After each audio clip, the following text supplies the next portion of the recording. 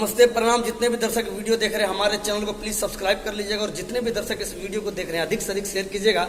जी हाँ दोस्तों, मैं बता दूंगा आप लोगों को कि खेसारी लाल यादव का जो कल हमने रात में वीडियो बनाया था कि उनका गाना सुबह रिलीज होने वाला था, लेकिन उसमें हमने टाइम नहीं बताया था कि वो टाइम कब किस टाइम में रिलीज किया जाएगा। तो जी हाँ दोस्तों, मैं बता दूंगा आप लोगों को वो जो गाना है आज 10 बजे वेनस भोजपुरी से रिलीज किया जाएगा आज 10 बजे। तो जितने भी खेसारी लाल यादव के फैन हैं आप लोग 10 बजे तैयार रहें।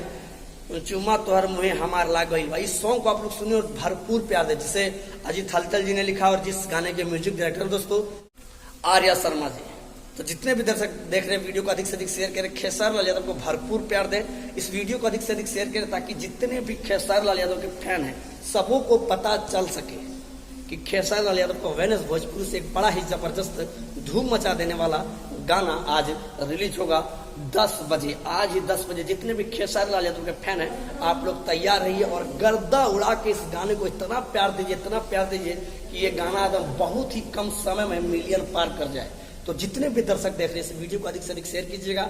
टाइम याद रखिए 10 बजे 21 मई 2020 को आज ही गाना रिलीज किया जाएगा। तो जितने भी दर्शक इस वीडियो को देख रहे हैं अधिक से अधिक शेयर कीजिएगा और अधिक से अधिक शेयर कीजिएगा भी। और क्या बताएं, हमारे चैनल पर है तो प्लीज हमारे चैनल को सब्सक्राइब कर लीजिएगा। और गाने का पोस्टर आप लोगों को कैसा लगे हमारे कमेंट बॉक्स में लिखिएगा और गाना कैसा होने वाला ये भी हमारे कमेंट बॉक्स में जरूर लिखिएगा। तो तब तक के लिए जय श्री राम, धन्यवाद, आई लव यू।